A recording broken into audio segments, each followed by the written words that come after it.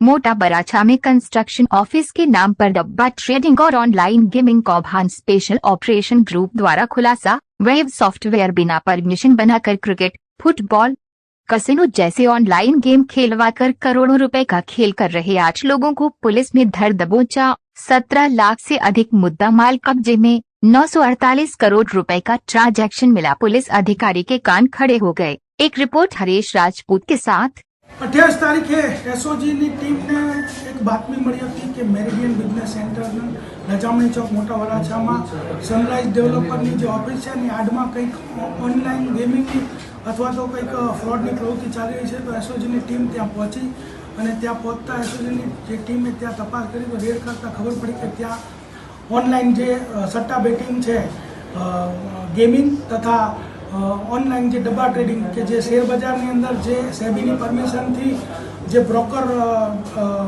Trading करी सके एवी कोई परमिशन लीधा वगर कैस्टिलो 9 અને स्टॉक ग्रो बे ए लोग वेबसाइट बनावेली અને એની લિંક બધાને આપી અને એના ગ્રાહકો બનાવેલા ને એની અંદર ટ્રેડિંગ કરતા હતા અને જે સિક્યુરિટી ટ્રાન્ઝેક્શન ટેક્સ તથા જે અન્ય ટેક્સીસ જે ભરવાના થાય તે તથા જે સરકારને જે નફો થયાનો ટેક્સ જે છે એની ચોરી કરતા હતા।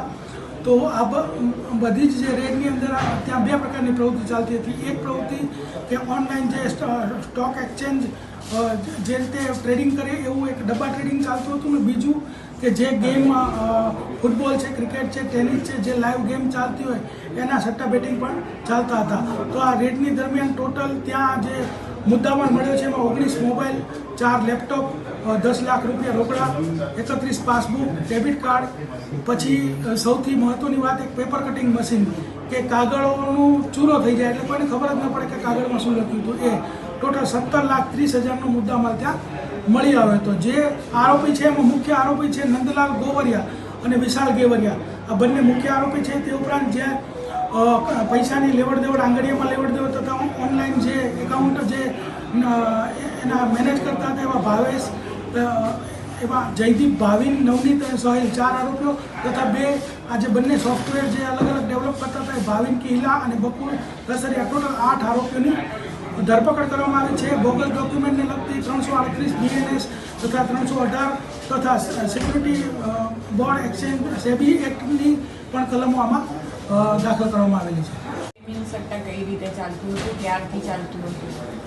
જે નંદલાલ જે આરોપી છે એના અગાઉ પણ ગુના દાખલ થયા છે આવા ઓનલાઈન ગેમિંગના અને પહેલાં તે જે ડબ્બા ટ્રેડિંગ છે એ પેપર ઉપર ચાલતું હતું, કાગળ પર લખીને, પરંતુ પકડાઈ જવાના ડરને કારણે એ લોકોએ આ સોફ્ટવેર ડેવલપ કરી અને સોફ્ટવેરનો આઈડી પાસવર્ડ બધાને આપી અને આ ચાલુ કર્યું। તો ટોટલ આ 10 વર્ષથી નંદલાલ આ પ્રવૃત્તિ કરે છે, પરંતુ જે અત્યારે જે સનરાઈઝ ડેવલપરનું જે આડમાં જે કરે છે 1.5 વર્ષથી ત્યાં પ્રવૃત્તિ કરે છે અને સનરાઈઝ ડેવલપરની એક એ લોકોએ સોસાયટી પણ રિયલ એસ્ટેટની ડેવલપ કરી છે અને એની આડમાં આ પ્રવૃત્તિ કરતા હતા।